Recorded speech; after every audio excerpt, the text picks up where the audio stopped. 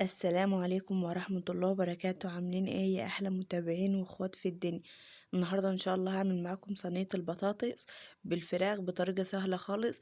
اتمنى ان الفيديو يعجبكم. لو عجبكم الفيديو ياريت متنسونوش باللايك والاشتراك وتفعلوا الجرس عشان كل لما انزل فيديو يوصل لكم.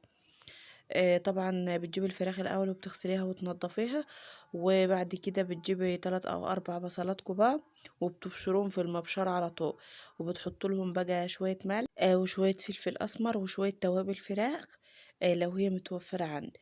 وبعد كده حطت لها شوية بهارات. التوابل اللي انت تحبي تحطها حطها. حطت لها ندعة صغيرة من الشطة وبس كده. وطبعا انا عامله خلطه، يعني بحب احط منها على الاكل. الخلطه دي عباره عن عن فلفل اسمر وعن شويه توابل وعن شطه وعن توم ياما وليمون وخل والحاجات دي كلها بحطها في الخلطه وملح، وبقوم ضربهم في الكبه ومعباهم في برطمان.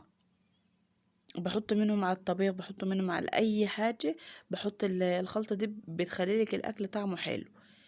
بس هنا خلاص طبعا مسكت الفراخ وصفتها وكانت نظيفة ومعايا حلوة. همسك بقى، لازم تفتحي الفراخ زي ما انت شايفة كده عشان خاطر الفراخ تشرب من التتبيل. اعملي فيها النغزات اللي انا بوريها لك دي، وتيجي من عند الورك وتعملي شقة كده بالسكينة عشان خاطر الدم اللي بيبقى في الورك دي يطلع منها. وبتتبلي الفراخ دي كده بقى حلو. واهم حاجة تدخلي بقى من تحت الجلد ومن جوه ومن بره ومن كل حتة في الفراخ، وتسيبيها كده. مثلا لو انت عندك وقت سيبها ساعتين، او يعني لو انت مستعجله اعملي بقى على طول، اشتغل على طول. انا هسيبها بقى شويه لحد بس ما اجهز البطاطس والحاجات بتاعتها، وبعد كده هشتغل فيه. اغطي عليها لمده ساعه على ما اخلص يعني اللي ورايا وكده، وهعمل على طول. طبعا هنا جبت قرن فلفل احمر وحطيت نص معلقه توم مفروم، وهحط ورقتين او 3 لوري. وطبعا بتحطي بقى الطماطم. انا حطيت تقريبا 5 او 6 نص كيلو طماطم. عايزه تحطي صلصه براحتك، بس انا كنت الطماطم عندي كانت حمرا. بس هنا خلاص هتحط بقى الطماطم عليها، وبعد كده تديها غلوة او غلوتين على النار عشان المنابات دي كانت كبيرة. لو انت عايزة تصغري وتحط كل مع بعض وتزقه في الفرن مرة واحدة، صغر المنابات دي شوية. انما انا كنت عاملة المناب كبير، فطبعا كبير فهياخد سوا شوية. فانا هديها غلوتين 2 بس كده على النار، على ما اقطع بس البطاطس يا دوب، وبعد كده هحط كله في بعض وادخل الفرن. بس هنا خلاص دي طريقة سهلة. وفي طريقة تانية برضو بحب اعملها، ان انت بتجيبي طماطمتين او 3 وقرن فلفل وبصلاية وخضرة وتوم، وبتحط التوابل اللي انت بتحبي تحطيها وجزراية، وتحط الزيت وتحط التوابل اللي هي عندك اللي انت بتحطها على الفراخ. بتضربي ده كله في الخلاط، وبعد كده بتتبلي الفرخة. وبعد كده بتحطي طبقة بطاطس من تحت. عايزة بقى تحط بصل تاني براحتك. التتبيلة دي برضو بتبقى حلوة وبتدي للفراخ طعم حلو لو انت مستعجل. الطريقة دي حلوة والطريقة دي حلوة، فطبعا لازم نغيره، مش كل مرة هنعمله بتتبيلة واحدة. بس هنا خلاص هقطع بقى البصل ده البطاطس دي، واحط عليها. طبعا هتكون غلت غلوتين 2 بس. ما تكترش عشان خاطر طبعا زي ما احنا عارفين ان الفراخ البيضة ما بتاخدش سوا خالص على النار. وهنا خلاص كده غلت غلوتين على ما قطعت البطاطس. احط بقى البطاطس، وطبعا تحط البطاطس لتحت وترفع الفراخ فوق، وتشربها برضو من الصلصة دي، تحط على الوش كده شوية.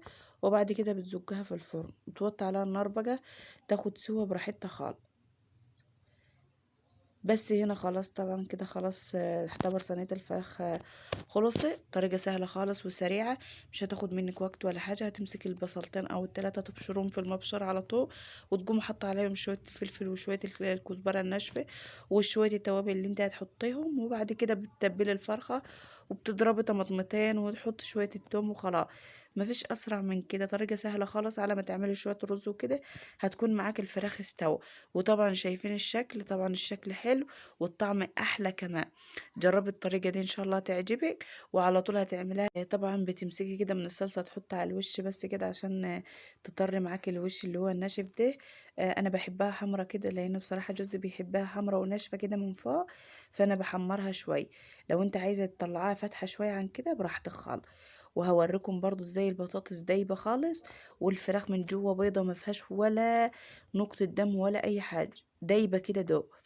يا رب الفيديو يكون عجبكم. شايفين البطاطس؟ البطاطس اكنها زبدة. وهوريكم برضو الفراخ قد ايه طيبة من جوه، والفراخ شاربة من التتبيلة وحلوة خالص. الطريقة دي حلوة، جربيها، انا متأكدة ان هي تعجبك. شايفين اللحم من جوه ابيض ازاي؟ طبعا كل حاجة واضحة قدامكم، هي مش محتاجة يعني ان اتكلم ولا اقول حاجة. كل حاجة طبعا هي كانت سخنة فمطلعة بخار جامد على الكاميرا. طبعا الفرخة من جوه بيضة خالص اهي زي ما انتوا شايفينها. بس كده. وده كان فيديو النهاردة، اتمنى ان الوصفة السريعة دي تكون عجبتكم. لو عجبكم الفيديو ياريت بالله عليكم ما تنسونوش باللايك والاشتراك وتفعلوا الجرس عشان كل ما انزل فيديو يوصل لكم. واستودعكم الله، والسلام عليكم ورحمة الله وبركاته.